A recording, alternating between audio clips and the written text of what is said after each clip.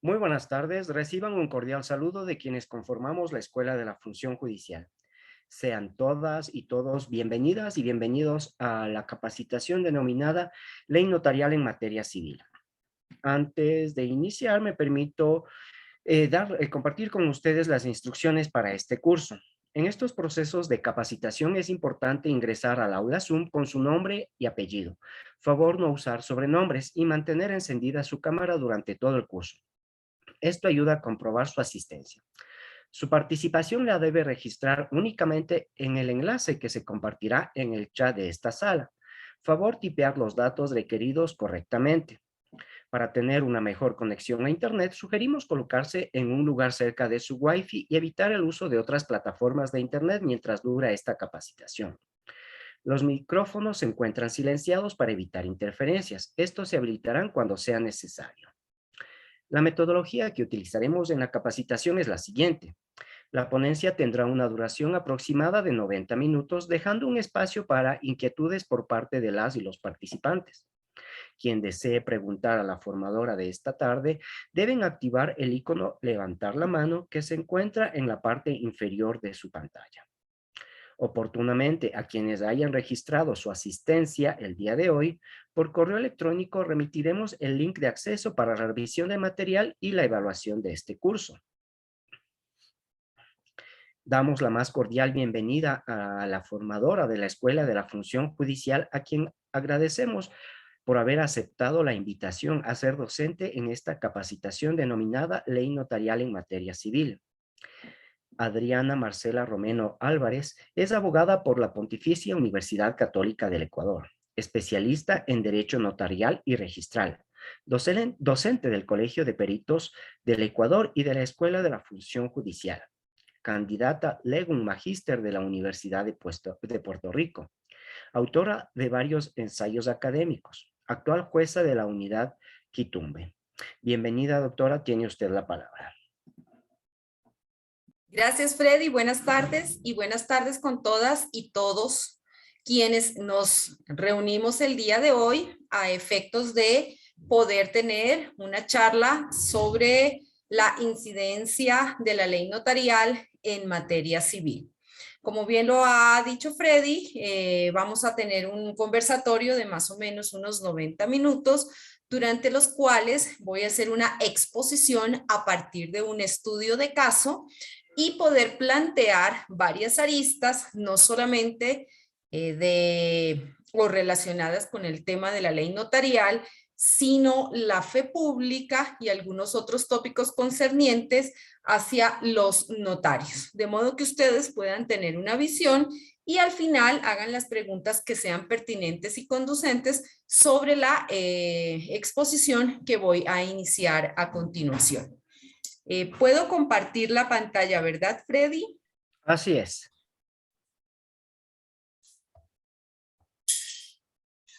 ¿Se ve? Sí, ya se mira. Sí, gracias. Muy bien, entonces vamos a iniciar esta exposición el día de hoy a partir de un estudio de caso, como anuncié al inicio de mi intervención, y la temática es la afectación de la fe pública y la seguridad jurídica por la suplantación de identidad en la donación. ¿Qué es lo que vamos a decir aquí al respecto? Que el estudio de la institución de la donación y las consecuencias jurídicas de la suplantación de identidad del donador implica un examen y un análisis que supone identificación de los presupuestos procesales que son exigidos para el otorgamiento de este tipo de actos, en los cuales debe constatarse plenamente la identidad de los otorgantes, más aún cuando se trata de un acto cuya naturaleza jurídica radica en su gratuidad e irrevocabilidad.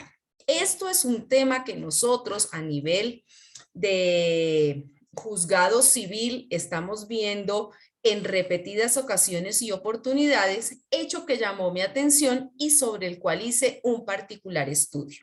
Nos vamos a centrar sobre el tema de la suplantación de la identidad de una persona que era adulta mayor, es un caso real, quien nunca compareció a la notaría a realizar las firmas ni su reconocimiento tampoco de la escritura, tanto de insinuación para la donación como de la donación. Y sorpresivamente se da cuenta que el único inmueble que tenía para habitar y subsistir fue donado a favor de una de sus dos hijas. Con respecto a esto, vamos a decir que suplantar la identidad de una persona implica tomar su lugar, ejercer los derechos y las facultades que le son inherentes y ejecutar cualquier tipo de actuaciones de carácter jurídico en detrimento del suplantado y de la fe pública notarial. Aquí vamos a ir viendo a medida que avance en el conversatorio de la incidencia del tema del consentimiento que debe prestarse la suplantación de la identidad, qué derechos y qué facultades son aquellos que se han violentado y qué pasa con esta persona que quedó en la indefensión para posteriormente concatenarlo con la seguridad jurídica y la tutela judicial efectiva que tenemos nosotros en nuestra Constitución de la República. ¿Por qué se vulnera la tutela judicial efectiva y la seguridad jurídica consagradas en los artículos 76 y 82 de la Constitución de la República? Porque en algunos casos, como en el que estamos planteando en este momento, aparentemente este tipo de actos guardan legalidad por haber observado las formalidades, y pongo entre comillas el tema de las formalidades exigidas para la ley en su celebración. No obstante, estas actuaciones devienen en ilícitas por la falta de comparecencia del verdadero donador para formalizar tanto la escritura pública de insinuación como la de donación. La verdad notarial es directamente proporcional con la realidad de los hechos, no solamente en este caso que estamos analizando, sino en todos los que se presenten. También nosotros tenemos demandas de nulidad de instrumento público, falsedades, etcétera.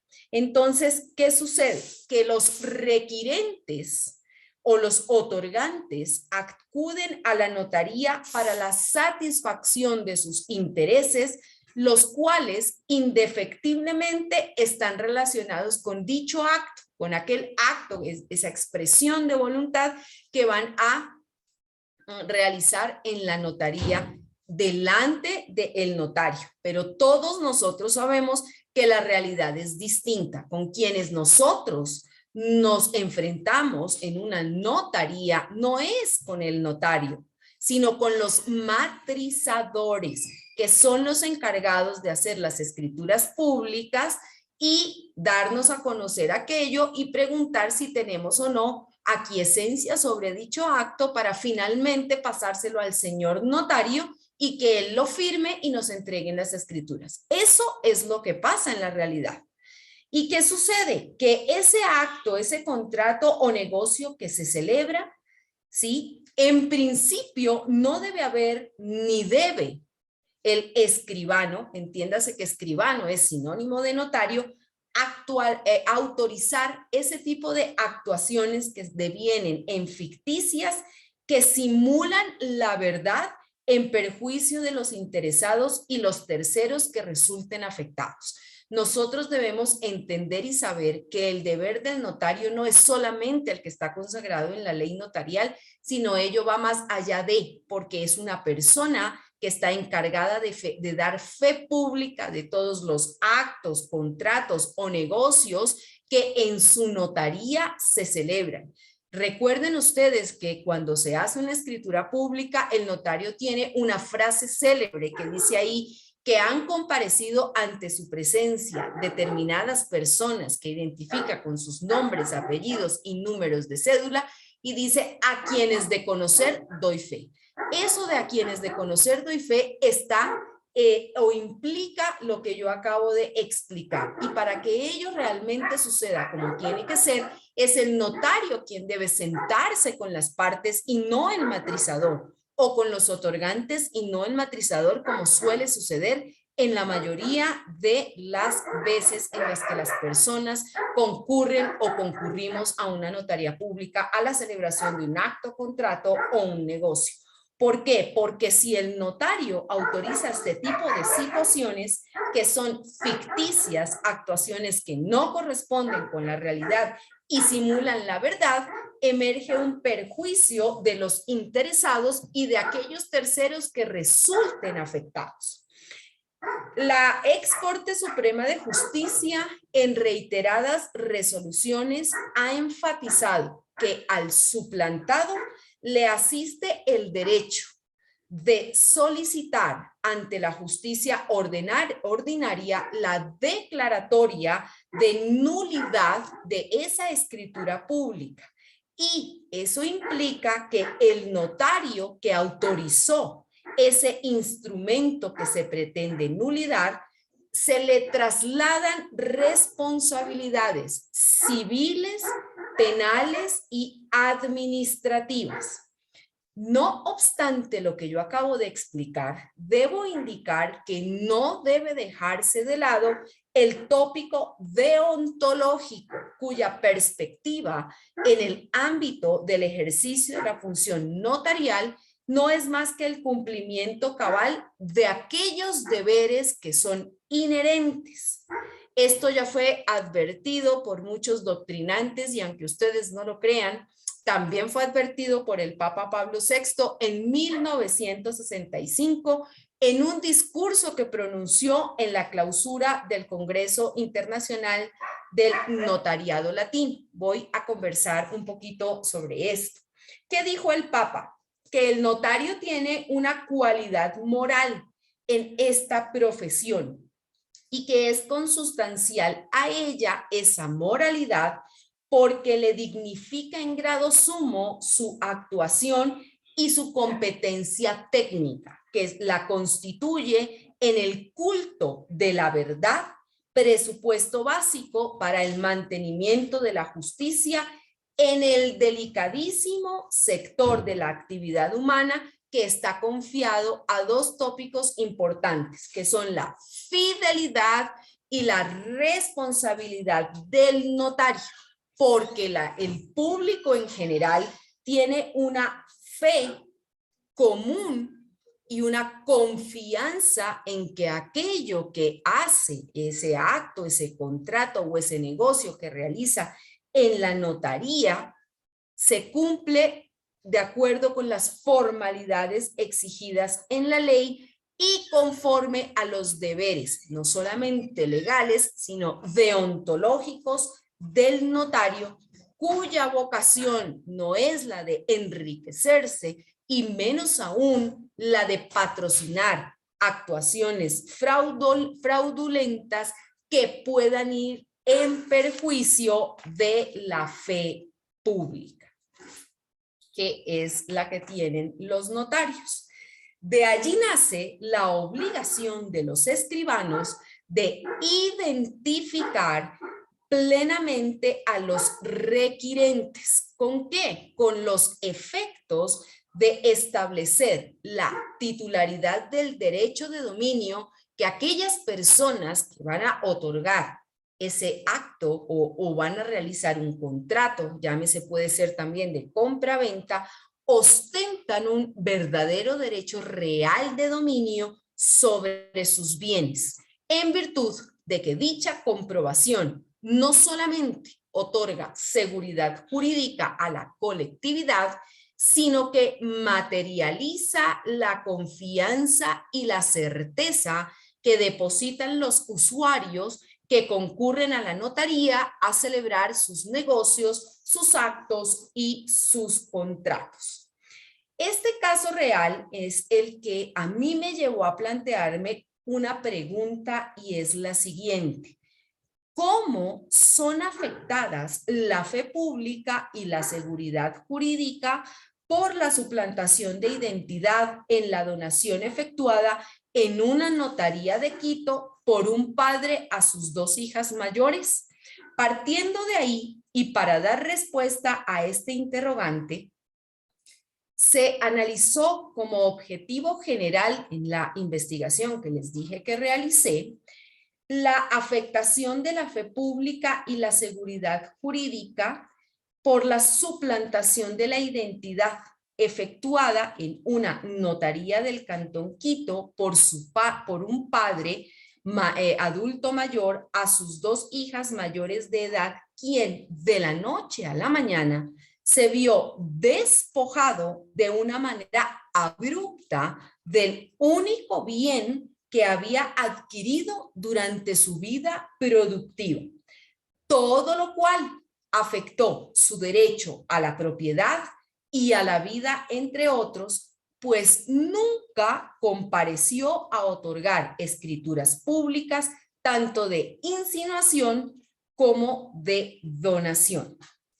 De allí que el desarrollo de esta temática se articula de tal forma que les va a permitir a ustedes conocer prima facie sobre el estudio y el examen del concepto de la suplantación de identidad, pero lo digo desde el punto de vista civil, con el propósito de comprender el alcance de la violación tanto de la seguridad jurídica como de la tutela judicial efectiva. Esto en una primera fase. En una segunda, vemos o denotamos la afectación a la fe pública concatenado igualmente con la seguridad jurídica. ¿Y de dónde surge esto? De firmar una escritura pública de insinuación y donación por persona distinta del titular de dominio.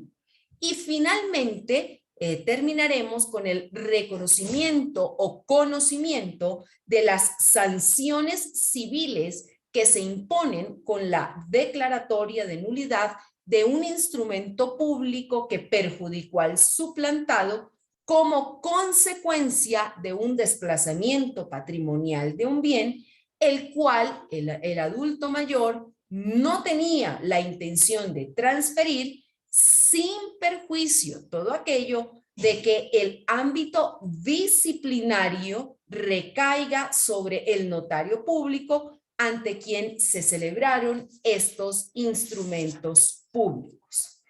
Como colofón, quiero indicar que los momentos que nosotros vamos a explicar aquí son producto de un análisis inductivo-deductivo que nos va a permitir plantear conclusiones a partir de los conceptos particulares que estamos en este momento tratando y un método también analítico sintético a través del cual damos una conclusión final y en consonancia con el objeto de estudio, que es la suplantación de la identidad desde su origen para adecuarla y entenderla en el contexto en el que nos estamos desarrollando.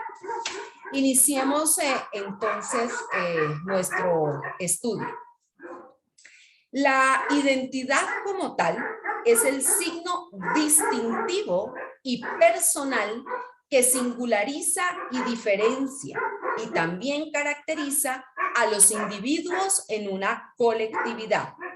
Tópico según el cual es y será el mismo sujeto en el tiempo y en el espacio a lo largo de su existencia. Estas aserciones se fundamentan en algo que ya dijo Larrea Holguín, y es que a los sujetos la identidad les atribuye una consideración jurídica, entendida esta como la coincidencia entre quien se pretende titular de un derecho y quien efectivamente debe ser.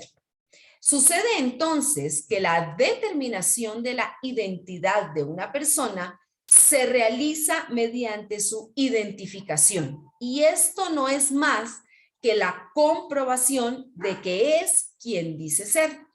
En el otorgamiento de instrumentos públicos se efectúa, por una parte, mediante la exhibición de la cédula de identidad o ciudadanía, en la que constan los datos tales como los nombres, lugar y fecha de nacimiento, nacionalidad, sexo, estado civil, instrucción, profesión u ocupación, nombre de los padres y lugar y fecha de expiración y de expedición.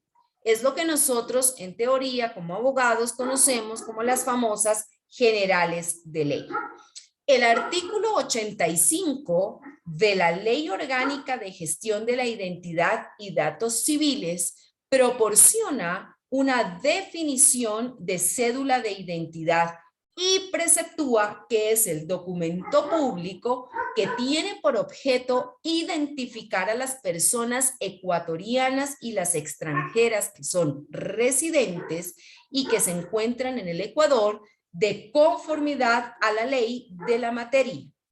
Artículo según el cual tiene validez jurídica dicha cédula de identidad para todos los actos públicos y privados. Eso dice acto seguido en el artículo 86 del cuerpo legal indicado. En tal sentido, cuando las personas acuden a una notaría, corresponde al notario en el momento de la celebración del acto jurídico el cotejo no solamente de estos datos de orden civil que condescienden para determinar la verdadera identidad de los comparecientes, sino de aquellos signos característicos que atañen a su descripción somática.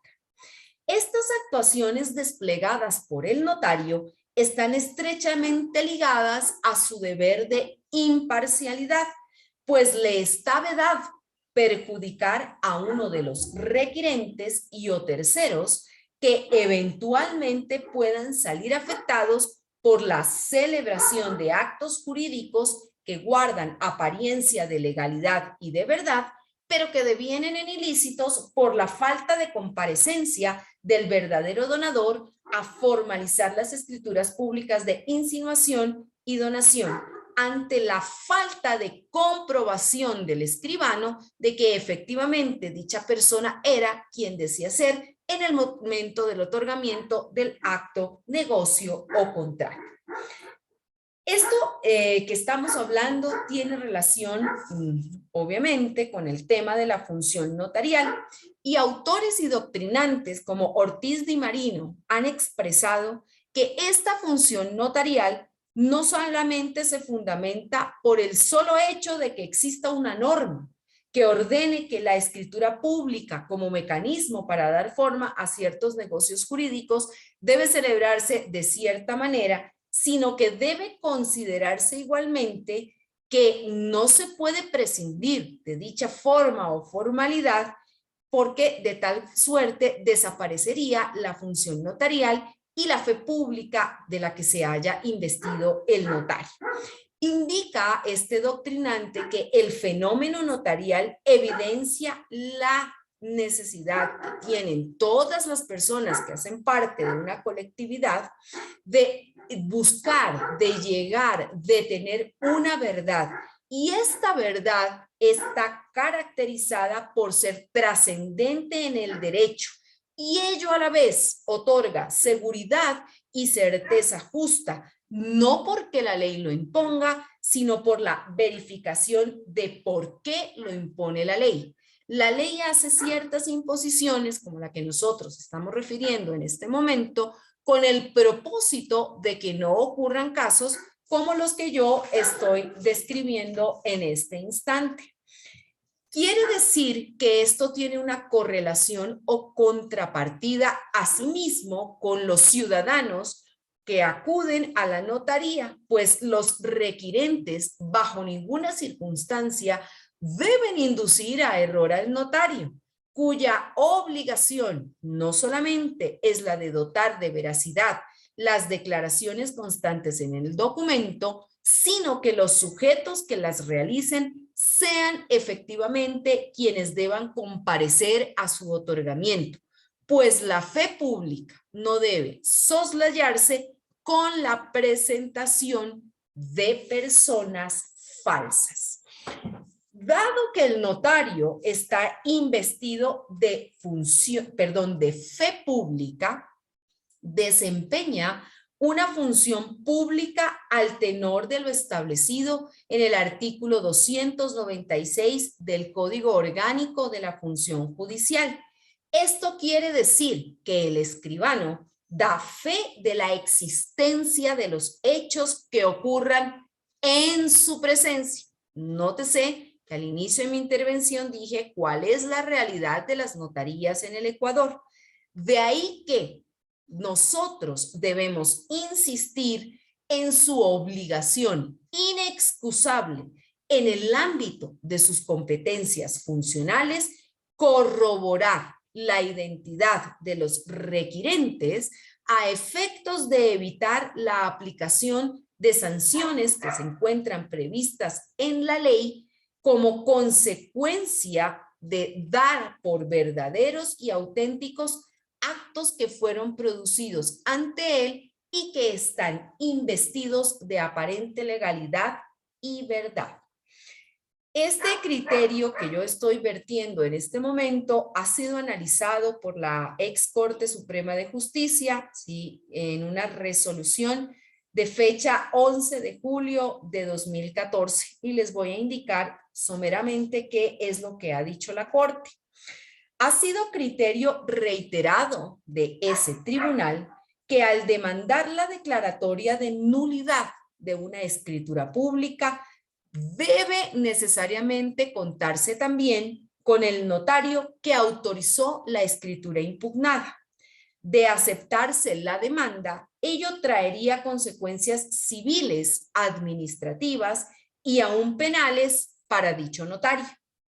En efecto, cuando se impugna la validez de una escritura pública, la sentencia que se pronuncie va a surtir efectos respecto del notario que ha intervenido en ella, porque contendrá un juicio de valor de su actuación, ya que una declaratoria de nulidad de un instrumento público no trae consecuencias, no solamente para quienes han hecho su intervención como otorgantes, sino también para el funcionario público, el notario, el escribano que lo autorizó. Eso está previsto en el capítulo 6 de la ley notarial, que hace referencia a las nulidades y sanciones. Sin embargo, de lo que acabo de indicar, hay ocasiones en las que a la celebración de negocios jurídicos ocurren o concurren personas distintas del legítimo compareciente, situación que indefectiblemente afecta la creación del instrumento, el cual, nótese bien, es genuino en su forma, pero contiene declaraciones mendaces, o sea, falsas. ¿En qué sentido? Pues emerge entonces un fenómeno que Carrara denomina como falsedad personal, al mencionar que existe falsedad personal cuando evidentemente se colige o palmariamente se tiene que hay una mutación de la verdad y que ello no recae solamente sobre las cualidades de la persona, sino también sobre su esencia. Si concatenamos esto con el artículo 85 de la Ley Orgánica de la Gestión de Identidad y Datos Civiles, nos damos cuenta que hay una estrecha relación entre la definición que yo ya les dije y estas aserciones que estamos insinuando en este momento. ¿Qué es lo que pasa cuando existe este tipo de situaciones? Que en síntesis, lo que se pretende es hacer constar como cierto y auténtico un hecho que evidentemente no lo es, como en el caso que nosotros estamos analizando en este momento, en el que, vuelvo y recalco, en una notaría del Cantón Quito, el 8 de enero de 2019, se realizó la donación de un único inmueble de propiedad de un adulto mayor de estado civil divorciado a favor de sus 2 hijas mayores de edad. Quien no concurrió a la notaría para otorgar ni la escritura tanto de insinuación de la donación como de donación. ¿Qué pasa con esta situación? ¿Cuál es el alcance de la suplantación de identidad? En este caso que tenemos bajo examen, se ha efectuado una donación de un único bien de un adulto mayor a favor de sus 2 hijas mayores de edad, quien nunca compareció a otorgar las escrituras públicas de insinuación y donación, y como producto de esta insinuación, de esta suplantación, se produjo un desplazamiento patrimonial en favor de 2 personas a quienes no tenía la voluntad de transferir el derecho de dominio. Como consecuencia de este acto aparente ilícito, este progenitor se vio súbitamente en la inopia con ocasión de la suplantación de su identidad. Escenario que evidentemente prorrumpe en la falsedad ideológica, pues se desarrolló perfeccionando un instrumento público por haberse dotado con todos los signos de autenticidad, cuya causa fue la modificación de la realidad. Suplantar la identidad de una persona significa, y de hecho implica, tomar su lugar. Ya lo indiqué, que también hace referencia a ejercer los derechos y las facultades que le son inherentes, ejecutar cualquier tipo de actuaciones de carácter jurídico con el propósito de revestirles de apariencia de legalidad en detrimento del suplantado y la fe pública notarial. Todo esto en virtud de que se transgrede tanto la seguridad jurídica como la tutela judicial efectiva, todo lo cual, como consecuencia, afecta la creación del instrumento público que supone el ejercicio de determinados presupuestos para su correcta configuración. El propósito subrepticio, ingénito en este tipo de conductas es la satisfacción de una intención que ha sido previamente concebida y orientada a producir un perjuicio económico que para el caso que tenemos bajo análisis se evidencia en el desplazamiento patrimonial del suplantado, cuyo resultado ulterior le ocasionó una afectación de su derecho y a su derecho a la propiedad.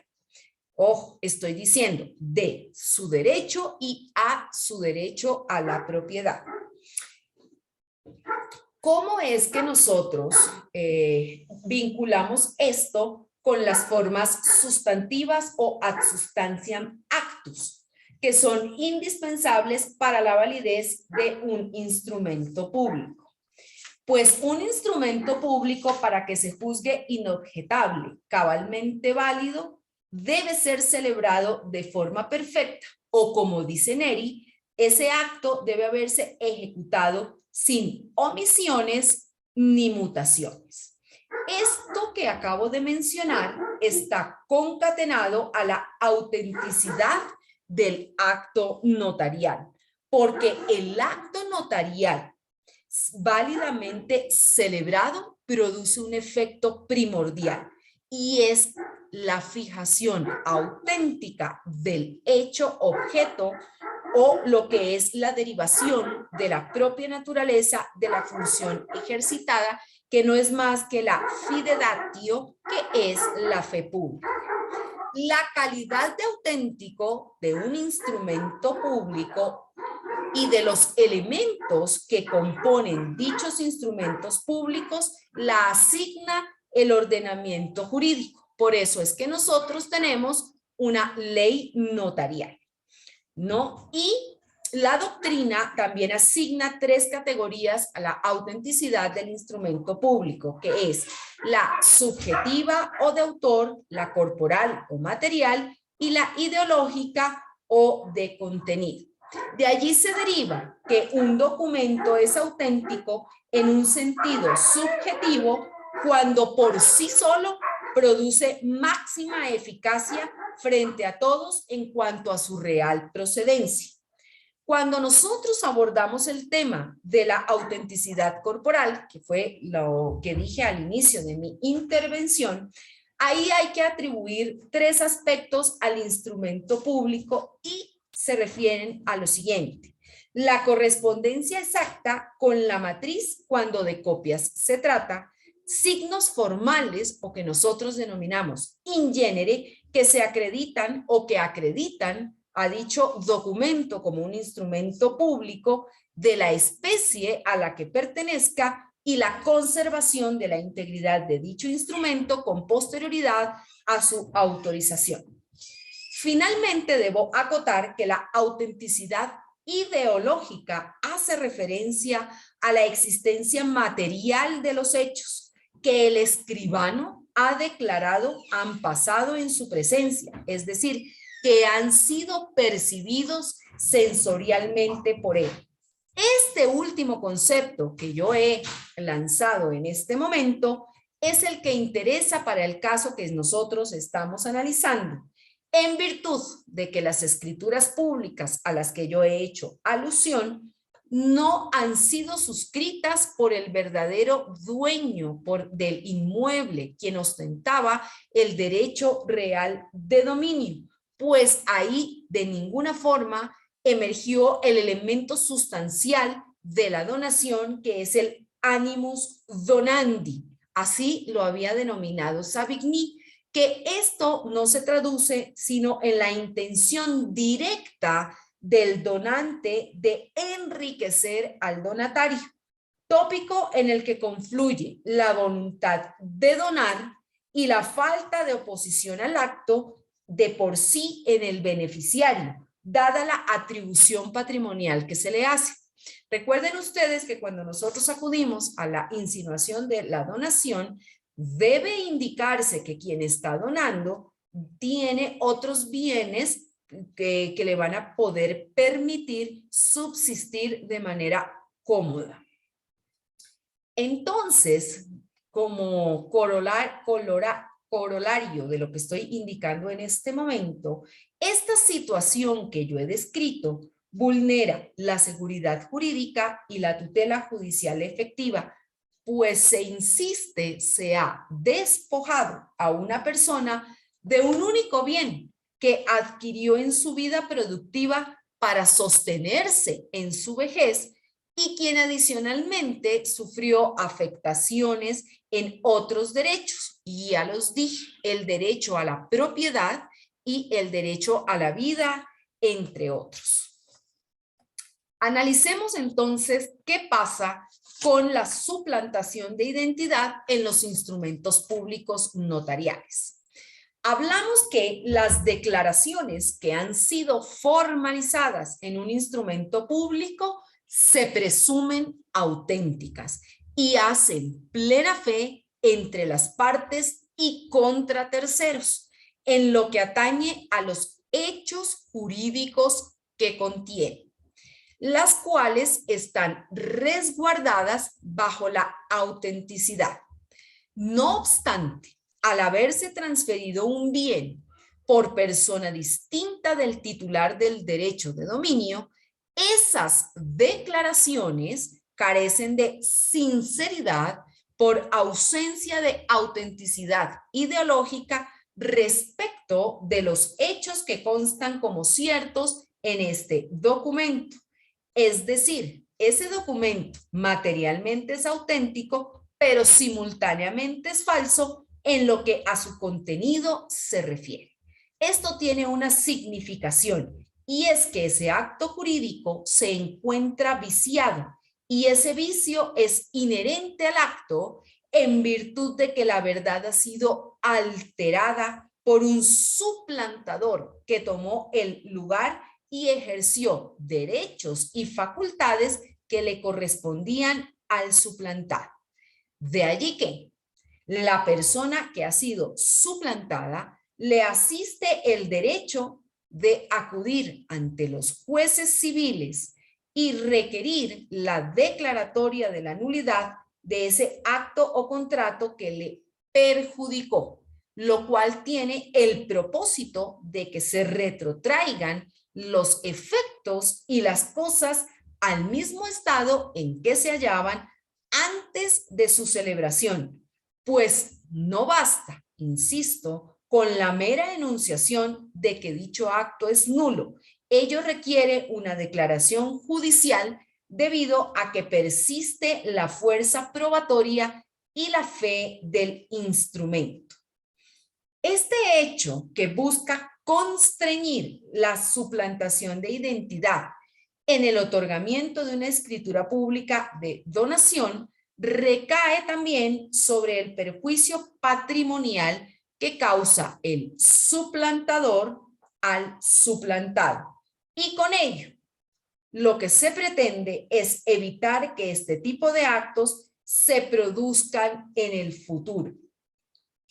Porque la obligación del escribano no solamente es la de certificar las firmas, sino la de corroborar las identidades de las personas que están ante su presencia y sobre las cuales da fe no solamente de su comparecencia, sino de la existencia del instrumento que se va a materializar en esta notaría.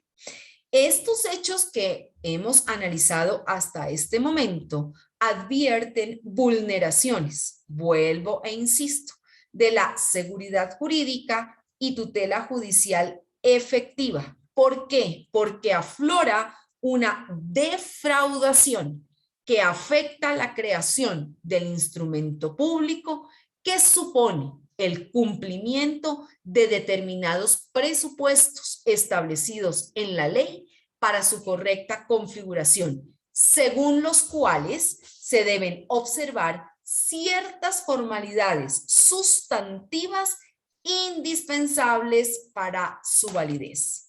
Si es que esto no existe, dicho acto deviene en ilícito por una serie de acontecimientos y de situaciones circunstanciales y materiales que afectan directamente la fe pública. Ahora, ¿qué podemos decir respecto de la fe pública notarial? Iniciemos la intervención indicando que las manifestaciones de voluntad se realizan o que realizan los requirentes en los actos o contratos y a las cuales se pretende otorgar relevancia jurídica deben ser verdaderas y auténticas para que sean aceptadas oficialmente por el notario a efectos de que pueda dar fe sobre ellas por haberlas presenciado. En otras palabras, no es más que dotar tanto de eficacia como de validez legal a los instrumentos que se autorizan en mérito a que las relaciones jurídicas documentadas a través de las escrituras públicas tienen como ciertas o se tienen como ciertas, salvo que sean redargüidas de falsas.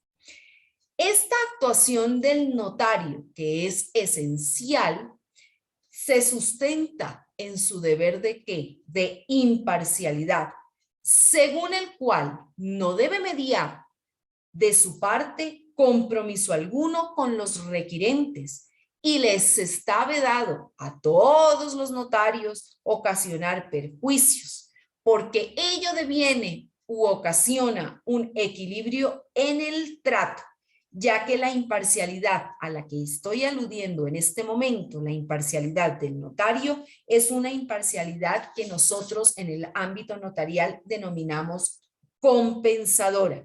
Y eso significa que se debe evitar que el acto otorgado frente al notario pueda llegar a causar en el futuro algún tipo de perjuicio a un tercero que, desentendido del acto otorgado, resultara ser lesionado de buena fe.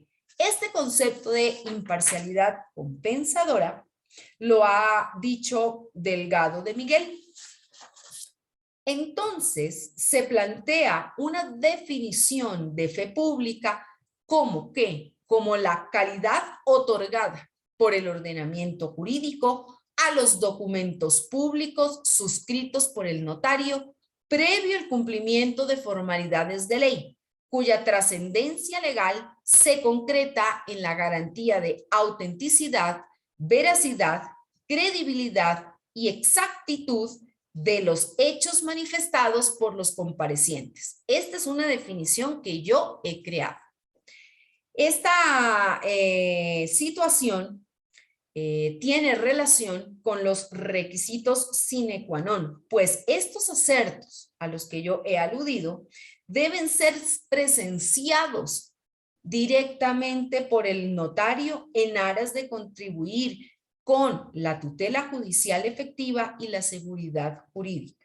No obstante, en el caso que yo he planteado para el conversatorio del día de hoy, notamos que se ha producido una grave y ostensible afectación a la fe pública por cuanto se han fingido varias situaciones desde el propio hecho suscitado en la notaría, porque en el mes de enero, como yo les había conversado, se perfecciona la donación de un inmueble de propiedad de un adulto mayor a favor de sus dos hijas, previa insinuación efectuada en octubre de 2018. Aquí quiero llamar su atención sobre la existencia de un intervalo de tiempo de 3 meses entre cada acto notarial.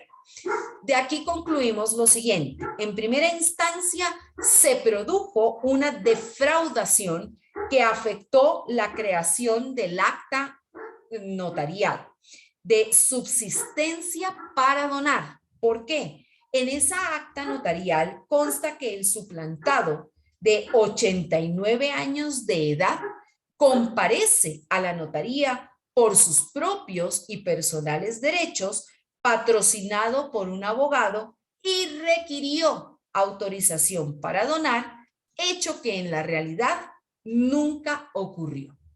Adicionalmente, se receptó la declaración juramentada del suplantador y de 2 testigos, previa advertencia sobre la responsabilidad de decir la verdad y las penas de perjurio, en las que se indicó el suplantado tenía otros bienes inmuebles a más de los suficientes medios económicos para garantizar su propia subsistencia, razón por la cual, voy a poner esto entre comillas, el notario, en ejercicio de la fe pública de la que se haya investida y de conformidad con la facultad prevista en el numeral 11 del artículo 18 de la ley notarial, concede la respectiva autorización para donar. Un primer hecho que llama la atención es que en este instrumento público, como en todos los que nosotros conocemos, reza la famosa frase a la que ya hice alusión: a quienes de conocer doy fe.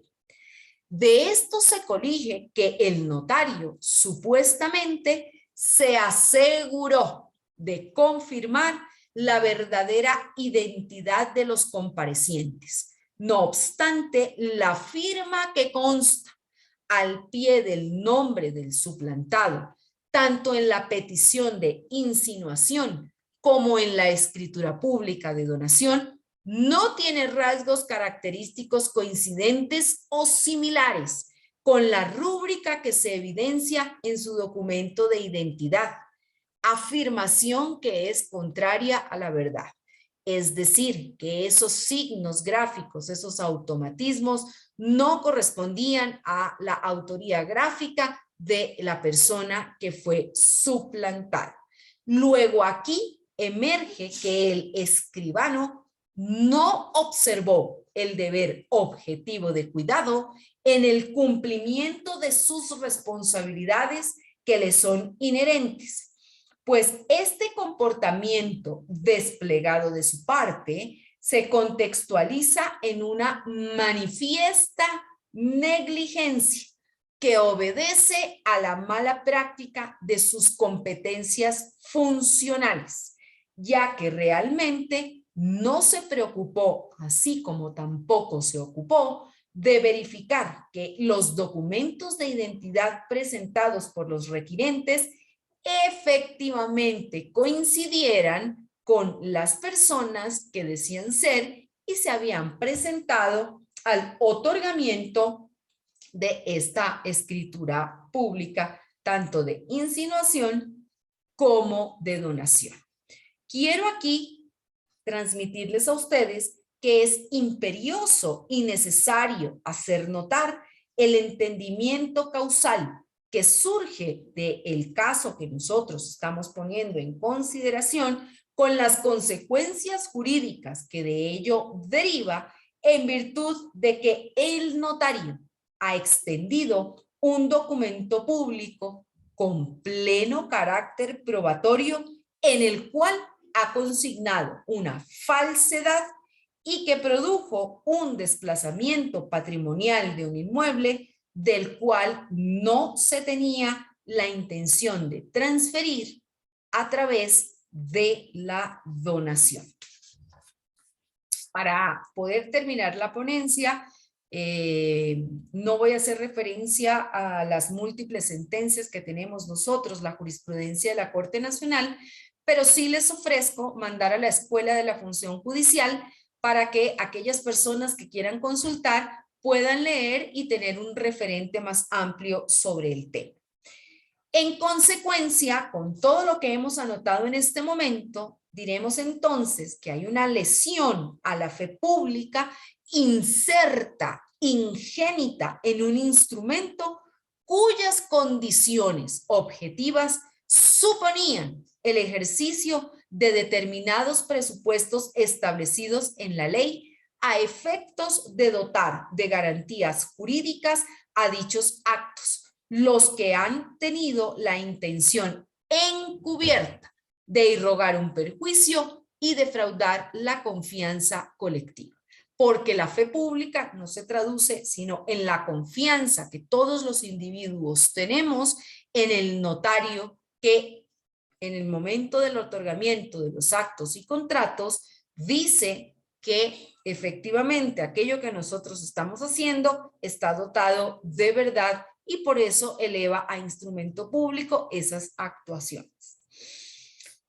La conducta que se pretende evitar aquí es la autorización de instrumentos públicos que contengan insertas declaraciones o manifestaciones falsas sobre un acto que genera efectos jurídicos notoriamente relevantes, actos que atentan contra la fe pública y la seguridad jurídica, lo cual se encuentra ligado a la potestad del creador del documento, en concreto a la idea del Estado como creador del documento que emana de la fe pública.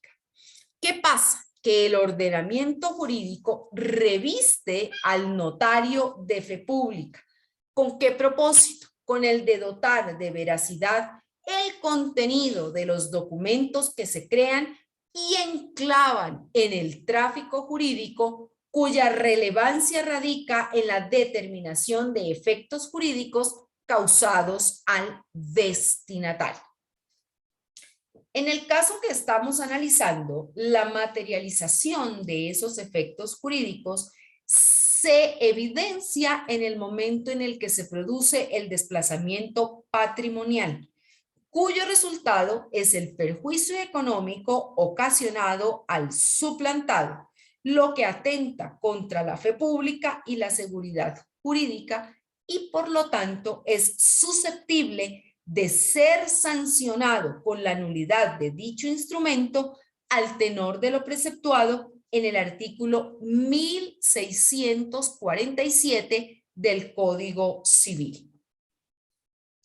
Para que palmariamente nosotros podamos evidenciar estos efectos, es necesario que ese instrumento se haya introducido en el tráfico jurídico, pues solo de esa forma adquiere lo que nosotros denominamos la potencialidad perjudicial, que es directamente proporcional a la generación de falsas apariencias en este instrumento incorporadas y que son plenamente conocidas por quienes tengan acceso al documento ante la afectación de una relación jurídica relevante por la creación, modificación o extinción de obligaciones cobijadas bajo apariencias de autenticidad que obedecen a mutaciones de la verdad. Hasta aquí lo que tiene que ver con la fe pública notarial. ¿Qué pasa con la seguridad jurídica?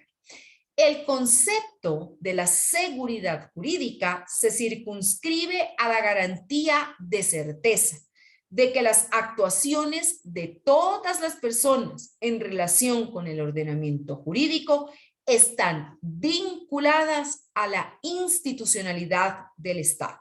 Bajo estos presupuestos, se entiende que está imbuida de aquella previsibilidad de las consecuencias jurídicas que se derivan de determinadas actuaciones, pues la certeza que tanto hemos venido aludiendo en esta charla se refiere a el ordenamiento jurídico aplicable a cada caso concreto y a los derechos que se protegen. De aquí colegimos que la seguridad jurídica es la consecuencia de la aplicación de un determinado sistema jurídico de los instrumentos y mecanismos que rigen tanto las relaciones jurídicas como las conductas de las personas, quienes previamente conocen los efectos que se atribuyen a los actos, negocios o contratos que se otorgan ante un escribano, así como su trascendencia. No en vano vamos nosotros, donde un abogado, y le decimos cuál es el propósito del acto, negocio o contrato, y le pedimos que realice o redacte una minuta para que con posterioridad pueda ser elevada a escritura pública de acuerdo al sentido del negocio que nosotros queramos dar. Si hablamos del caso o rememoramos el caso que estamos analizando y decimos que se ha efectuado ante notario público la donación de un único inmueble de propiedad de un adulto mayor a favor de sus dos hijas sin que el suplantado haya concurrido personalmente a otorgar ni la insinuación ni la donación, pues eso era un hecho que en la realidad bajo ninguna circunstancia ni perspectiva podía ocurrir porque no poseía otros bienes inmuebles e ingresos que le permitieran subsistir acorde a su nivel de vida, condiciones necesarias para efectuar este tipo de actos jurídicos. Así las cosas, tanto las beneficiarias como el suplantador conocían previamente cuáles eran los efectos jurídicos que podían desatarse o desencadenarse por un desplazamiento patrimonial a título gratuito e irrevocable que no había sido otorgado por el verdadero dueño del inmueble. Pues si éste hubiera concurrido a la notaría, efectivamente hubiera indicado que no podría hacer la donación porque no tenía otros inmuebles ni otros ingresos que le permitieran vivir de forma cómoda. Luego, cuando ya tiene noticias de esto que está sucediendo, efectivamente tampoco hubiera accionado con el propósito de realizar esa donación. Lo que hizo cuando tuvo noticias de aquello que ha sucedido es nulitar ese instrumento y obtener la tutela efectiva de sus derechos. En este momento es donde nosotros evidenciamos o entra en acción la seguridad jurídica, que es un concepto que se aplica para proteger a la colectividad. ¿De qué? De este tipo de actuaciones que nosotros denominamos defraudaciones, como estas y otras que deben conocer ustedes en el ejercicio profesional y que se concretan en perjuicios de carácter patrimonial. Esto obedece a que no se puede dotar de garantía, certeza y eficacia aquellos actos jurídicos que se han celebrado sin sujeción al cumplimiento de los requisitos exigidos por la ley para su plena validez, ante la afectación de la posición jurídica y la vulneración de los derechos de quien ha sido suplantado. Entonces, ¿qué decimos en este punto? Que el notario está obligado no solo a observar la ley notarial, sino a cumplir todas aquellas leyes, ordenamientos que sean aplicables a cada caso que se presenta allá en la notaría. Emerge entonces también una obligación correlativa por parte de los otorgantes de dos deberes de competencia. ¿De qué competencia estamos hablando? Son deberes de competencia por organización y deberes de competencia institucional. El deber de competencia por organización radica en cada ciudadano y se configura a partir de la propia capacidad de acción, de tal manera que no se lesionen intereses de terceros. Y el deber de competencia institucional recae única y exclusivamente sobre el notario, pues su obligación no se agota en la omisión de actuaciones que puedan causar lesión a terceros, sino que en virtud de la existencia de un ordenamiento jurídico se le han impuesto cargas específicas de las cuales se espera no solamente su abstención de perpetrar actuaciones lesivas a terceros, sino la realización de actos positivos que les eviten lesiones con ocasión de su cargo.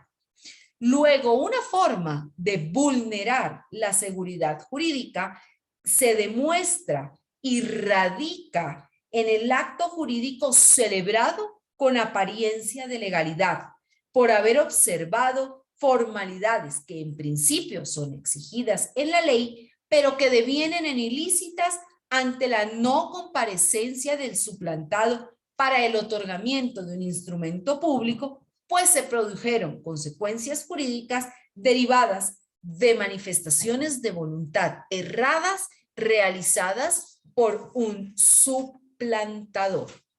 En consecuencia, no basta que el notario conozca la norma y adecue la voluntad de las partes al caso concreto, sino que está en la obligación de verificar la identidad real de los comparecientes, puesto que dicha omisión de su deber objetivo de cuidado acarreó consecuencias jurídicas, no solo para los intervinientes en este acto jurídico, sino también para él, porque le hacen merecedor de sanciones civiles, penales y administrativas, según sea el caso, por el hecho de haber vulnerado la certeza de la que gozan los actos jurídicos celebrados en su presencia y la confianza depositada por los usuarios requirentes y ciudadanos en general.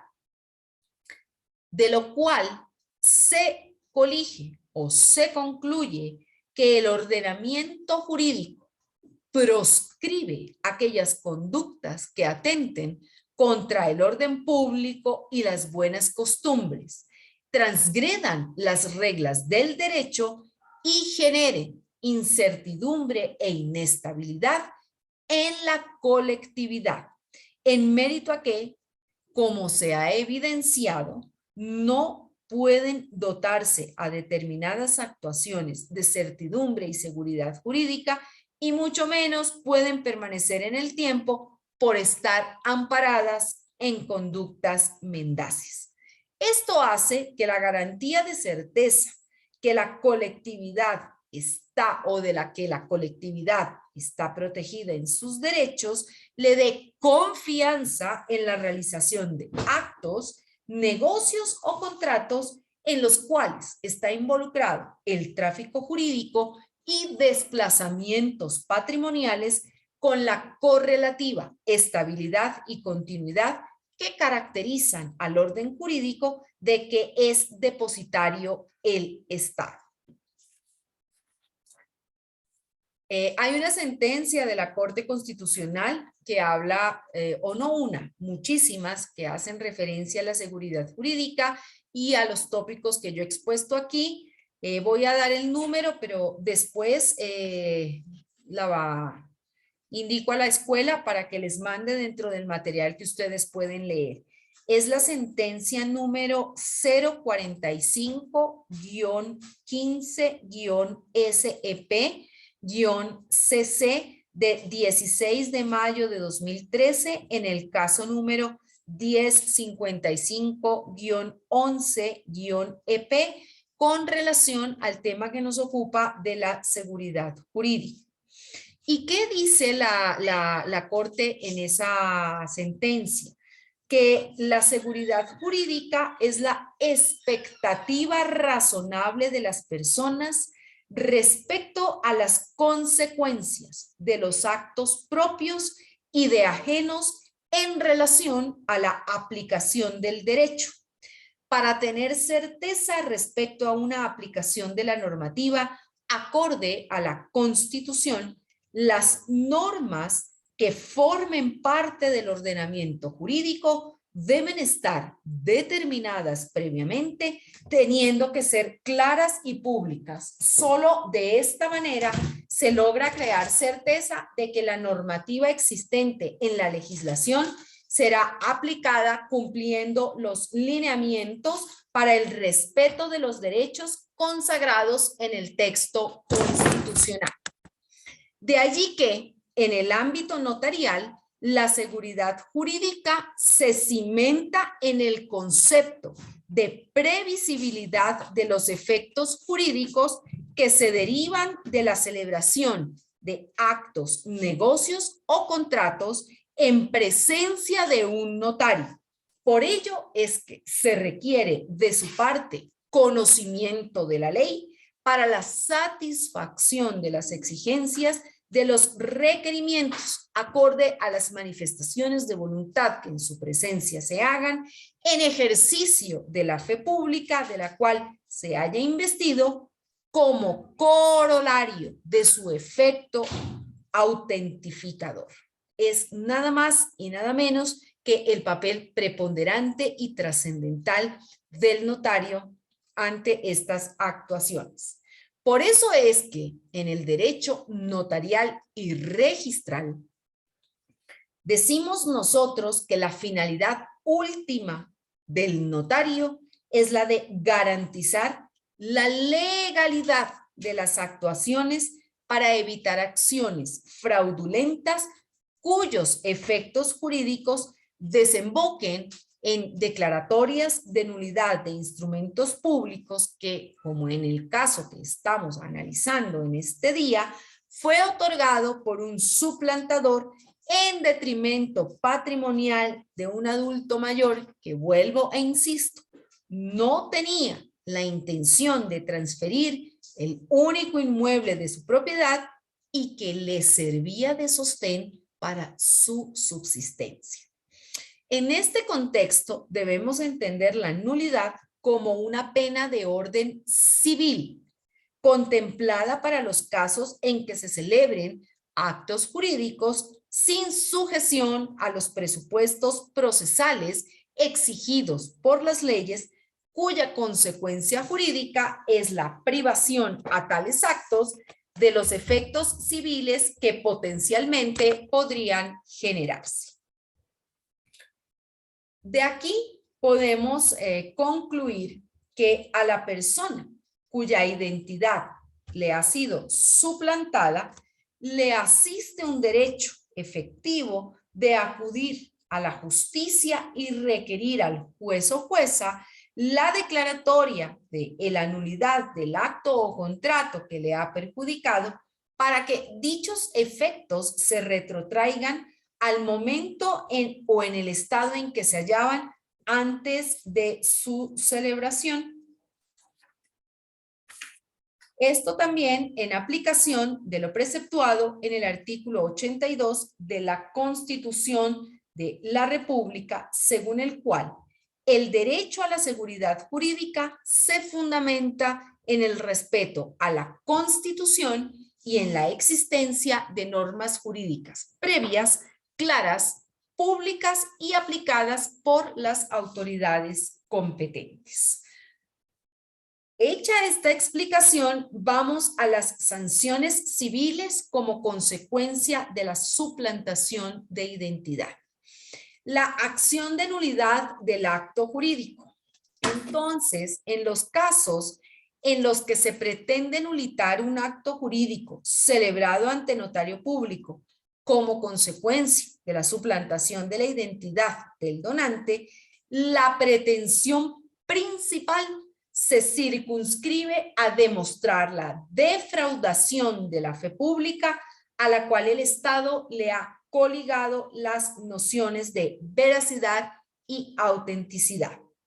En el caso que analizamos, la alteración de la verdad se constituye en la causa generadora de las lesiones y los perjuicios ocasionados al suplantado, tanto por los comparecientes como por el suplantador, y asimismo por el escribano que faltó a su deber de diligencia, el que ya hablamos, deber objetivo de cuidado, al no corroborar la verdadera identidad de las personas que comparecieron a la celebración de las escrituras públicas, de insinuación y de donación. Esta omisión de parte del notario conllevó a la formalización de un acto jurídico contenido en las escrituras públicas aludidas, fundado en declaraciones falsas hechas ante un notario público por parte de un suplantador y de las beneficiarias en perjuicio del suplantado. Suceso que nosotros conocemos como falsedad o falsificación ideológica y que a todas luces y sin lugar a dudas quebranta la fe pública.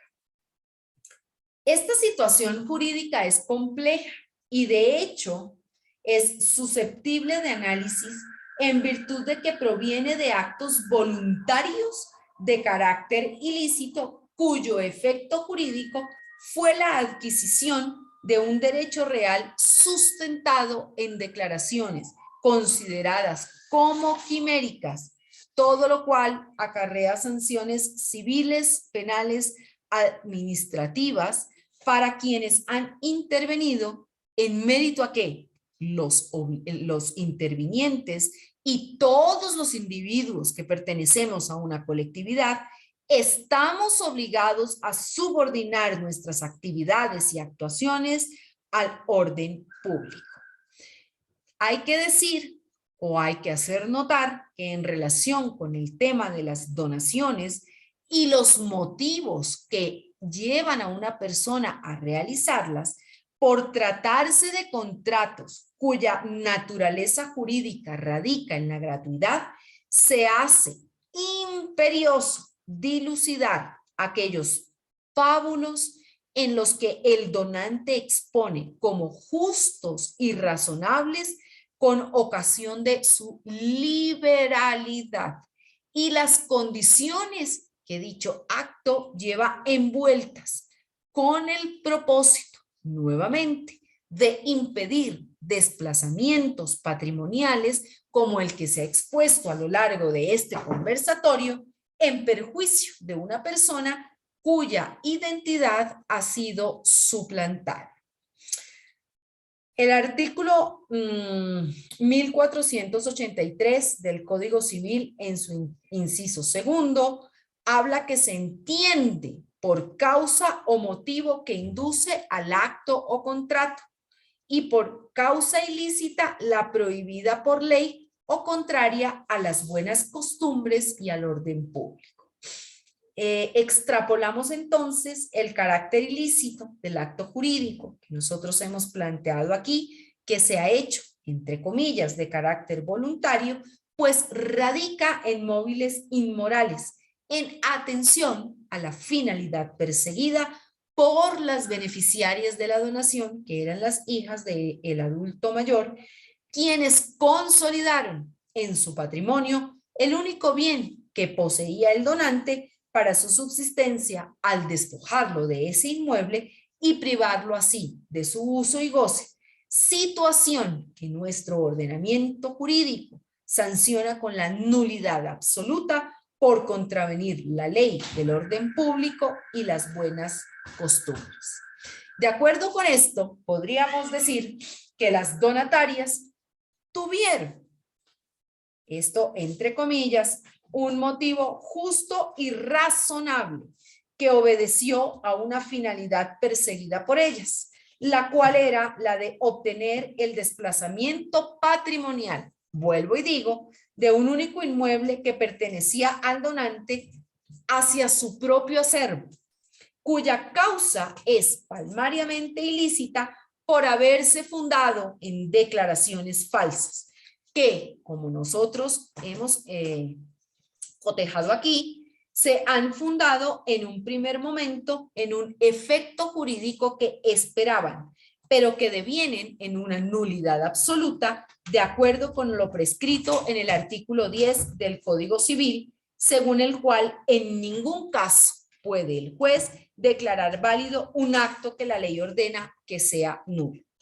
Entonces, esta conducta que se ha exteriorizado en el acto jurídico realizado por los comparecientes ha sido el producto de una argucia que fue encausada a sorprender al suplantado como consecuencia de declaraciones falaces para acarrear efectos legales en virtud de que se ha creado un escenario aparente, un escenario realmente aparente mediante la ejecución de procedimientos que ostensiblemente hemos evidenciado son contrarios al orden público, y dichos actos se constituyen en una de las manifestaciones del dolo en virtud de lo preceptuado en el artículo 63 del Código Civil, según el cual el dolo consiste en la intención positiva de irrogar injuria a la persona o propiedad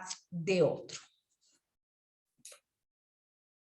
En este caso que hemos examinado, convergen dos condiciones que han sido expuestas, ¿no? Y se evidencia la primera en lo siguiente: el suplantador, a más de atribuirse una falsa calidad, realizó afirmaciones sobre un hecho irreal al manifestar que era el verdadero propietario del inmueble que pretendía donar. Intención dolosa que condujo al desplazamiento, perdón, al desplazamiento patrimonial del suplantado. Resultado este que era perseguido, perdón, y previamente conocido por las beneficiarias, como yo ya le expliqué hace un rato. Luego, esta conducta jurídica es insidiosa.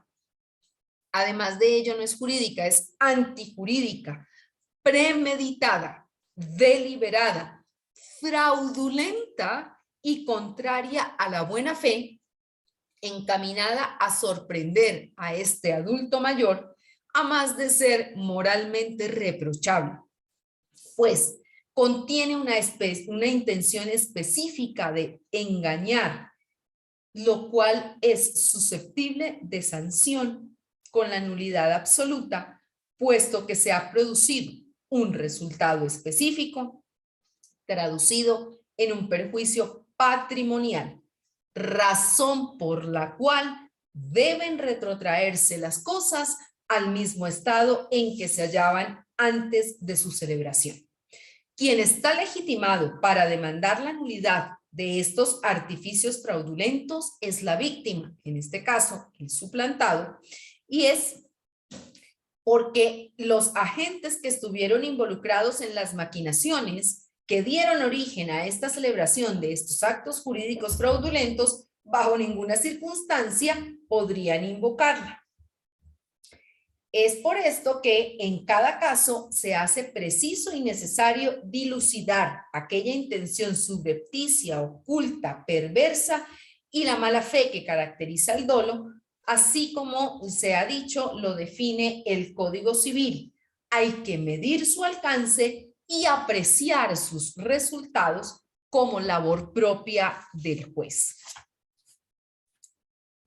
De modo que, hecha esta elucidación, nosotros debemos determinar que los hechos que nos interesan para este caso que se ha planteado es como fuente de derechos subjetivos son la autenticidad de la declaración contenida en el documento cuya nulidad se persigue y su trascendencia en el ejercicio de la función pública como lo es el notariado, especialmente en aquellos casos en los que se pretenden retrotraer los efectos ocasionados por la suplantación de identidad en el otorgamiento de instrumentos públicos.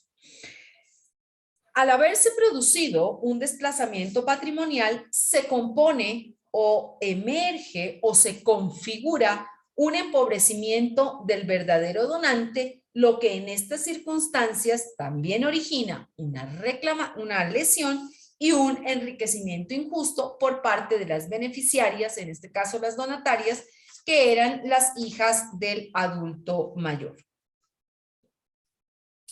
Es evidente que el verdadero donador jamás tuvo la intención de desprenderse del único bien que había sido consolidado durante su vida y en su acervo personal y que fue lesionado producto de la mala fe con la que obraron sus hijas, quienes recibieron un beneficio que no les correspondía y que nosotros podemos denominar como indebido, puesto que esta persona jamás imaginó celebrar tal acto jurídico que adicionalmente quebrantó no solamente la seguridad jurídica, sino la tutela judicial efectiva y prorrumpió también en la seguridad del tráfico inmobiliario. Pero esto ya es materia de ser tratada desde el punto de vista del derecho registral. Y no es la situación que nos convoca en este día y en esta hora. Luego, en este contexto, les indico que estas actuaciones han caído bajo los efectos del artículo 1697 del Código Civil, según el cual es nulo todo acto o contrato a que falta alguno de los requisitos que la ley prescribe para el valor del mismo acto o contrato, según su especie y la calidad del estado de las partes. Hay también sentencias de la Corte Nacional respecto de lo que les estoy hablando. Le haré conocer a la escuela para quienes quieran profundizar en el tema. Vamos a hacer la conclusión de este asunto sobre el tema de la responsabilidad del notario, y es que cuando acontecen este tipo de situaciones en el contexto de las relaciones de los seres humanos que alteran la convivencia pacífica y en su entorno, surgen hechos que nosotros conocemos como generadores de responsabilidad y que deben imputarse a la mala conducta del notario, ya sea por acción u omisión. Tenemos entonces el concepto de la responsabilidad en el caso específico de los notarios, que se circunscribe a mantener en el orden interno de su función, reprimiéndoles por las faltas a los deberes que su cargo les impone, puesto que su responsabilidad en el ámbito disciplinario reside en que resultan obligados como consecuencia de la transgresión de aquellos deberes y los cuales les son inherentes a su propia organización profesional. Por eso es que hay un colegio de notarios, así como nosotros tenemos un colegio de abogados. Se imputa una responsabilidad disciplinaria cuya sanción debe ser analizada a la luz del estudio específico de cada caso por el actuar negligente en cada uno de los casos. Esto ya va específicamente sin perjuicio de las otras sanciones a las que ya hice alusión, civiles y penales, que pueden ser incoadas en su contra. El artículo 208 del Código Orgánico General de Procesos tiene una manifestación de aquello, ¿no es cierto? ¿Por qué? Porque habla sobre el alcance probatorio. Y como el notario ha permitido que se hagan declaraciones mendaces y falaces en un instrumento público que tiene un alcance probatorio, según el 208, que dice que el instrumento público hace fe aún contra terceros de su otorgamiento, fecha y declaraciones que en ellos haga la o el servidor público que los autoriza, pero no en cuanto a la verdad de las declaraciones que en él se hayan hecho las o los interesados. Esta parte no hace fe, sino contra las o los declarantes. De allí, nosotros analizamos el tema de la responsabilidad. Por eso es que, en conclusión, el notario no puede ser considerado como una pieza aislada del engranaje estatal, pues su trabajo es integral y se correlaciona con las demás funciones del Estado, cuya trascendencia reside en no considerarlo como un mero servidor público en el sentido literal de su significado, sino como reza el artículo primero del Código de Ética profesional de la Barra Mexicana del Colegio de Abogados, según el cual ha de tener presente que es un servidor del derecho y un coadyuvante de la justicia. Hasta aquí mi intervención para dar paso a las preguntas que puedan tener los participantes en este conversatorio. Muchas gracias, estimada doctora Adriana Romero. Entonces damos paso a la fase o a la ronda de preguntas y respuestas. Quien desee plantear una pregunta, una inquietud a la formadora sobre el tema tratado en esta tarde, en la parte inferior de su pantalla tienen el icono levantar la mano. Damos la palabra a la doctora Patti Dillon para que pueda plantear su pregunta. Aló, muy buenas. Disculpen, está puesto mal el nombre. Ha estado en la computadora como Patti Dillon. Quien está al habla, disculpen, es Alex de Estrella. Hoy tengo una pregunta, doctora, y bueno, felicitándole por su ponencia. Estuvo muy interesante en el aspecto del derecho notarial y respecto de los derechos subjetivos que pueden existir en estos distintos casos. Mi pregunta va inclinada a que, por ejemplo, en un caso similar aquí en esta donación, si es que hubiera sido tratada por vía penal por falsificación de firmas, el juez penal tiene la obligación como reparación integral, tal vez está dentro del ámbito de sus competencias, el declarar nulo el acto, la escritura pública de la donación. Y esa es la primera pregunta. Tengo otra después. Si me puede responder, doctora, por favor. A ver, el tema de las declaraciones de nulidades de los instrumentos públicos corresponde indefectiblemente al juez civil, ¿no? Porque esas son las competencias y eso está determinado en el artículo 230 del Código Orgánico de la Función Judicial. Luego somos nosotros quienes hacemos ese tipo de declaraciones de nulidad y sin perjuicio de las sanciones a que haya lugar en el ámbito penal. No hablo de aquello porque no conozco mucho la materia, por eso no profundizo en el tema penal, pero si hablamos de falsedad ideológica, eso ya va a otro aspecto que será dilucidado por el juez en el ámbito de su competencia. Lógicamente, bueno, surge mi pregunta por un caso sui generis acá. Bueno, nosotros somos de la provincia de Chimborazo, que un juez penal se tomó la atribución de como reparación integral, bueno, un tribunal penal, disculpen, se tomaron la atribución de declarar la nulidad de la escritura pública de un caso similar al suyo, que se cometieron un caso similar. Entonces, ahora viene mi segunda pregunta que, bueno, deviene de esto.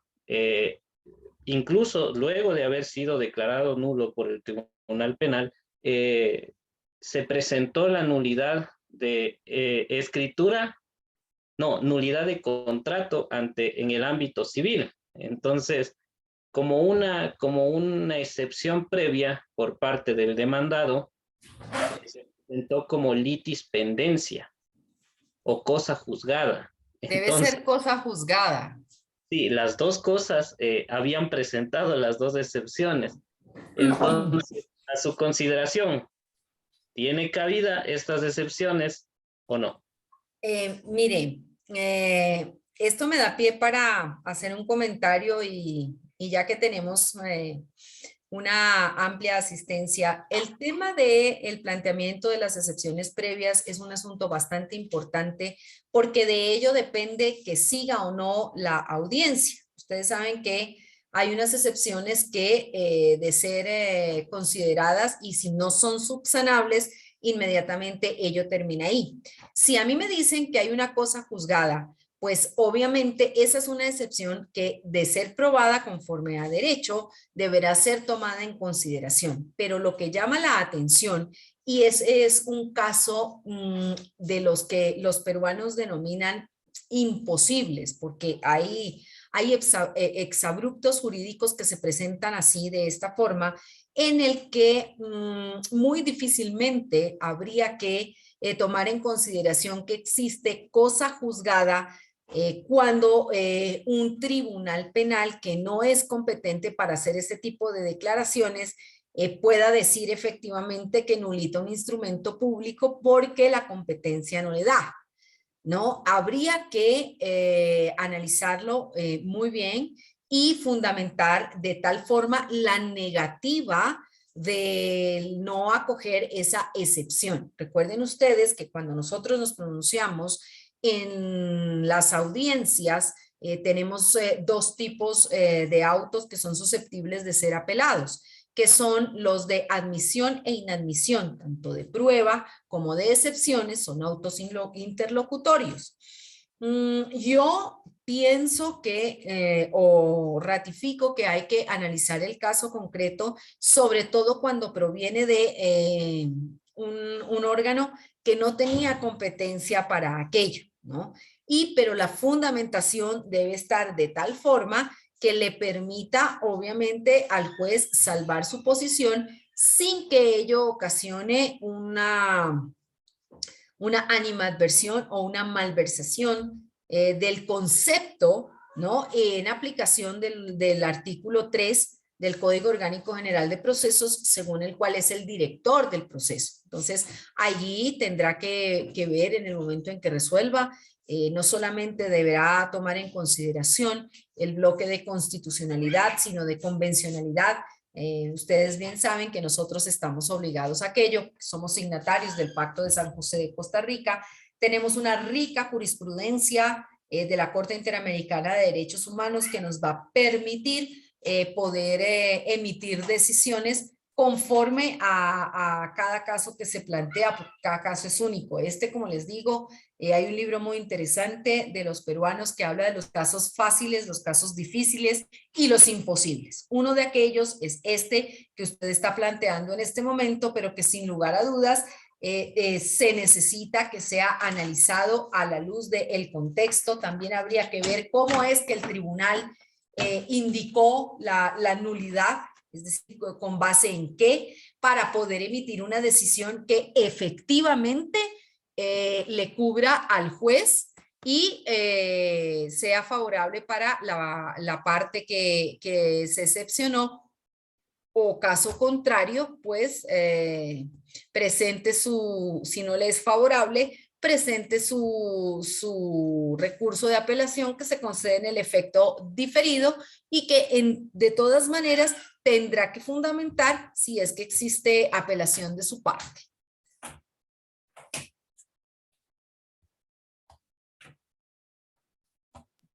Doctor Saúl Sánchez, puede plantear su pregunta. Muy buenas noches con todos los presentes, doctora Romero. Muchas gracias por su exposición. Quisiera preguntarle acerca de más de un criterio jurídico, ¿no? Y una especie de denuncia. También respecto de los notarios cuando realizan cuando tienen un despacho jurídico privado dentro de las notarías. Esto es, ¿cuál es el término o o cuál sería la responsabilidad administrativa o hasta penal en la que un notario incurre cuando para realizar los diferentes documentos que los usuarios necesitan, recomiendan a los abogados de su confianza o los abogados de su propia familia que tienen conexión con las notarías y por medio de estas realizan una especie de campaña en contra de los abogados de libre ejercicio que se mantienen cerca de la localidad. Yo le hablo por experiencia propia y más en concreto en sectores rurales, como por ejemplo el Quinche, Pifo, sectores aledaños donde hay una sola notaría para la localidad. Entonces, bajo ese sentido, quisiera preguntarle a usted, doctora, ¿cuál sería el tipo de responsabilidad y cómo sería el trámite para realizar una queja, ya que a veces se va a uno consejo de la judicatura y no pasa absolutamente nada? Gracias, le devuelvo la palabra. A ver, yo hice referencia al inicio de mi intervención que habían situaciones que son moralmente sancionables, ¿no? Y que los notarios debían erigir su comportamiento en cumplimiento de la ética y de la deontología. No existe efectivamente en la ley notarial una sanción como tal en la que dice que un notario debe por tener un despacho privado, ¿no es cierto? Pero se sabe y se entiende que lo que debe hacer es separar ese tipo de conductas y de cosas. Usted lo que podría hacer es ir al colegio de notarios, porque ya les dije que hay una asociación gremial que es efectivamente el colegio de notarios, y ahí usted podría presentar el interrogante y para saber y entender que se podrá iniciar de parte de ellos una investigación a efectos de corroborar que el notario tiene un despacho privado. No es el primer caso que yo escucho y aclaro algo, no es que el Consejo de la Judicatura no haga, no, el Consejo tiene sus facultades, tiene sus potestades y tiene todo, pero ustedes saben que todo parte de una denuncia que hagan ustedes, que es la misma situación como cuando ustedes se están quejando por un retardo en el despacho o X o Y actuación de un juez. Eso inicia la investigación, ustedes ya conocen cuáles son las fases en los sumarios, etcétera, etcétera, y de encontrar mérito para ello, pues se abrirá el sumario administrativo al funcionario. Lamentablemente, como yo les dije, este estudio, más otros que yo he tenido en el ámbito notarial y también en el registral, obedece a este tipo de conductas que no son las mejores ni las deseables y por eso es que nosotros tenemos muchos juicios ordinarios de nulidades de instrumentos públicos, dada la falta del deber objetivo de cuidado y la negligencia. Hace más referencia al tema ético y deontológico, no sin querer desanimar ni mucho menos, pero sí podría ventilarse aquello ante el gremio que es el Colegio de Notarios y de ahí pues se podrá derivar alguna acción hacia el Consejo de la Judicatura. Eso sería a grosso modo y en términos generales, ¿no? Muchísimas gracias, doctora. Muy amable. Abogado Patricio Castillo, puede plantear su pregunta. Muy buenas noches, doctora. Muy buenas noches con todos los presentes. Justamente el tema que usted trataba era sobre el tema de la declaratoria de nulidad, en este caso de un contrato de donación, porque se haya suplantado la identidad, ya sea del donante en este caso. Mi pregunta va encaminada al ámbito de, ¿se debería demandar la nulidad del contrato o la nulidad de la escritura? Porque son dos pretensiones totalmente distintas. Y en este caso, ¿contra quién nomás diría la demanda? En este La caso, la nulidad legitimación. la nulidad de la escritura, ¿no? Es lo que se demanda. Y para que usted integre el litisconsorcio tiene que ser todas las personas que intervinieron en el otorgamiento del acto y el contrato, incluido el notario. Listo. Muchas gracias, doctor.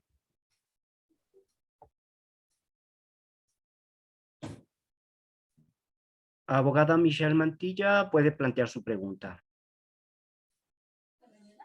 Buenas noches, doctora. Igual con los doctores presentes. Es más un comentario el que quería yo mencionar, es que primero tenemos que tomar en cuenta, en relacionado a lo que el compañero decía, que hay notarios que tienen estos despachos judiciales. Bueno, estos despachos, digamos, de abogados. Quería mencionar que primero tenemos que tomar en cuenta que los notarios tienen prohibido ejercer lo que es la profesión. Entonces, por ende, ellos no pueden ejercer la abogacía. Y es sumamente raro porque yo conozco bastantes notarios y todos hacen solamente lo que es su despacho. Y si tienen alguna situación así de que, o sea, el notario tiene aparte sus abogados y así, deberían lo que es denunciar porque la mayoría de notarios que yo he conocido no tienen nada de esas cosas, ejercen únicamente su despacho notarial y su función. Solamente eso era lo que quería acotar. Buenas noches. Sí, pero note usted que la persona que le precedió en la palabra e hizo el comentario dijo que más que todo eso ocurría en el ámbito rural, ¿no? Entonces también hay que tomar en consideración esa situación. Obviamente no es que el notario, y eso quiero hacer notar o evidenciar, esté ejerciendo la profesión. Lo que dijo es que había abogados a los cuales refería y que probablemente eran de su confianza o pertenecían a su familia. Entonces hay que diferenciar, no es que el notario esté ejerciendo la profesión de abogado como tal, sino que lo que está haciendo es referenciando a un abogado que sea de su confianza o de su familia y que probablemente tiene un despacho ahí, puede ser cerca o adentro, según entendí de la intervención de la persona que le antecedió. Pero eso es, como les dije, cuestión de ser investigado por el Colegio de Notarios, que es el gremio y todo lo demás, porque sí, obviamente, al igual que nosotros los jueces, no podemos ejercer la profesión, lo único que podemos hacer es lo que estoy haciendo en este momento, dictar clase, pero ello no obsta para que se investigue la situación y se clarifique desde el punto de vista del deber que se tiene ético, moral y deontológico.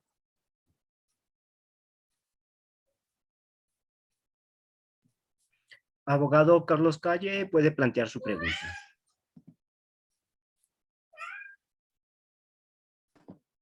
Sí, muy buenas noches, doctora, con todos los participantes, buenas noches. Tengo una pregunta puntual. Respecto de las facultades del notario, es autorizar la diligencia, el acto de deslinde y amojonamiento en sectores rurales.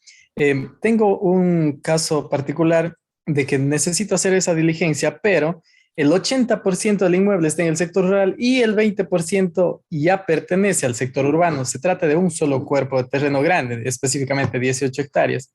No sé si es que será posible que el notario pueda ejecutar esta diligencia. Yo entendería que no, porque ahí está involucrado área rural y urbana. Entonces, pienso que ya tocaría ir donde el juez. Porque en el Código Orgánico General de Procesos habla por ahí que esa diligencia o ese juicio debe llevarlo el juez cuando se trata de derechos involucrados en un predio que esté en distintas partes, ¿no? Entonces, en primera, así tenga el 80%, pero ya le suma un 20% con otro lugar, ¿no? Es decir, rural y urbano, ya muy difícilmente podría el notario acceder. No obstante, pues usted podría intentarlo. Si el notario se niega, ya sabe que le va a tocar acudir ante el juez para que pueda hacer ese deslinde y amojonamiento. Y en caso en que diera paso el notario, ¿no incurriría en alguna falta, quizá? No, de ninguna forma. Si él le da paso, no habría inconveniente. Pero estoy segura que le va a decir que no por la misma situación que usted plantea, ¿no? Porque involucra una parte rural y otra urbana, y eso ya es competencia del juez. Perfecto, muchas gracias.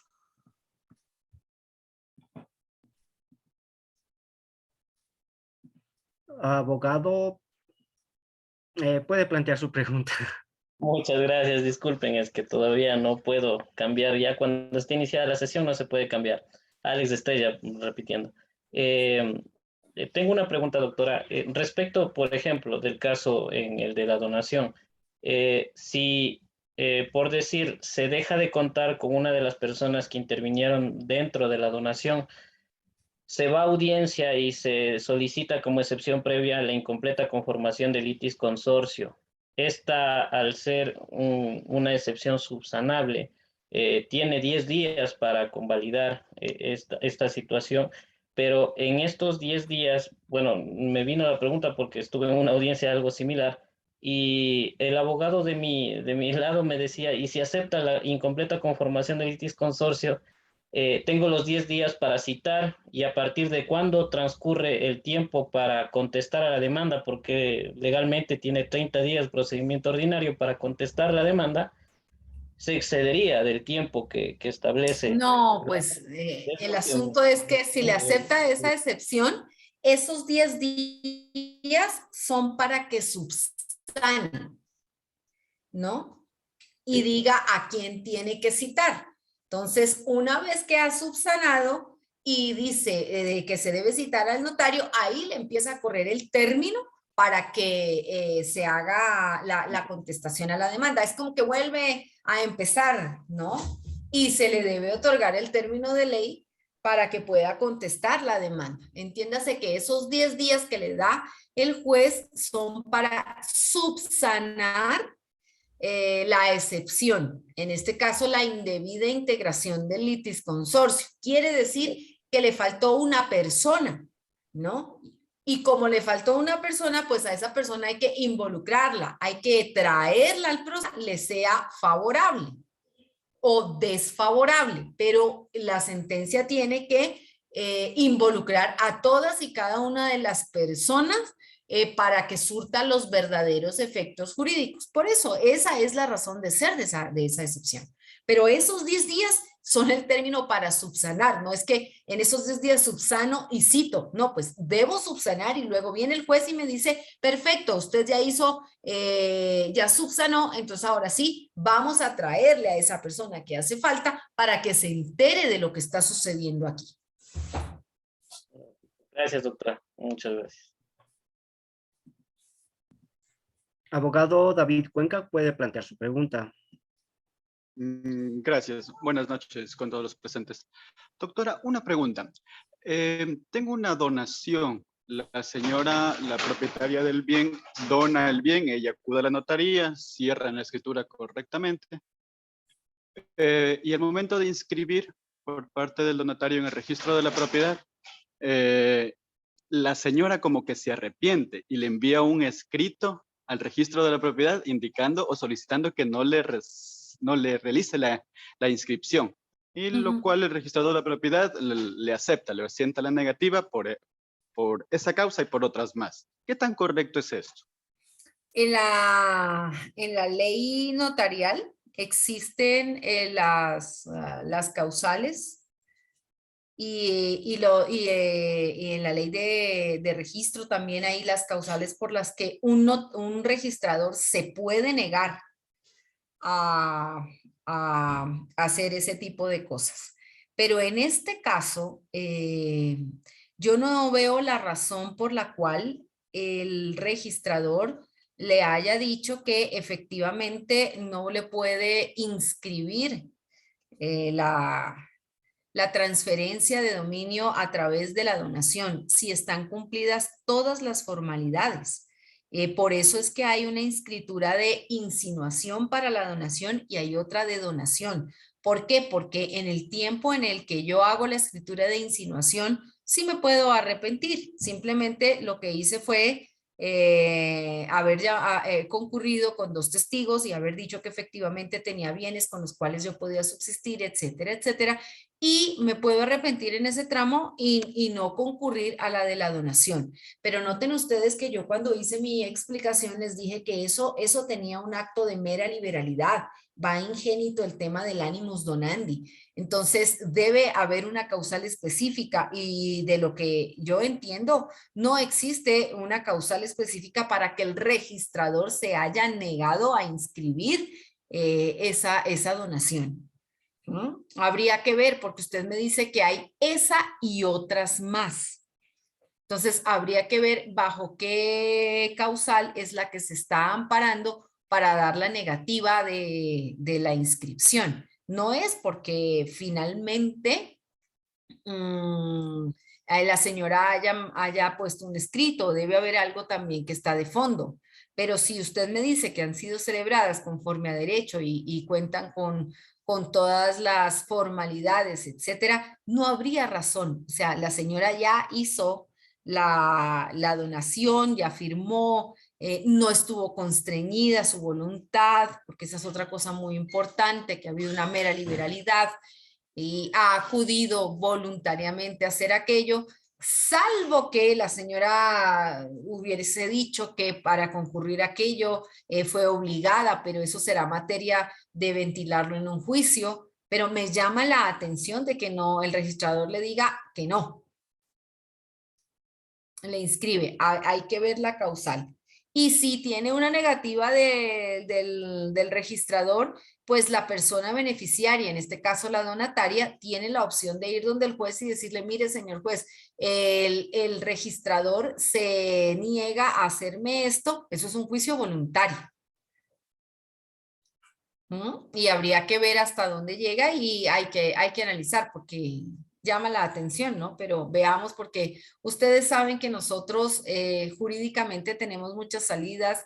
En derecho 2 más 2 no es 4, puede ser 54, siempre y cuando esté bien fundamentado. Esa es otra situación, ¿no? Entonces hay que verlo en el caso particular.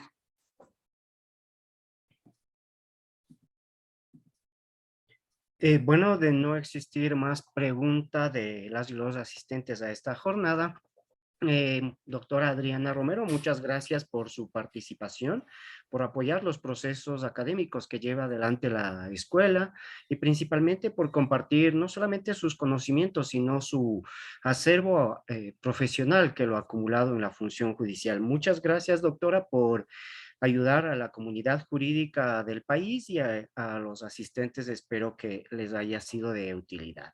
En los próximos días se habilitará en la plataforma de Escuela de la Función Judicial el material que va a compartir la doctora. Tendrán disponible también el video de esta jornada en el cual pueden repetirlo y podrán realizar la evaluación previa a la obtención de su certificado de participación en este proceso. Muchas gracias con todos y todos. Muy buena noche. Muchas gracias a todos y todas y que tengan una buena noche igualmente.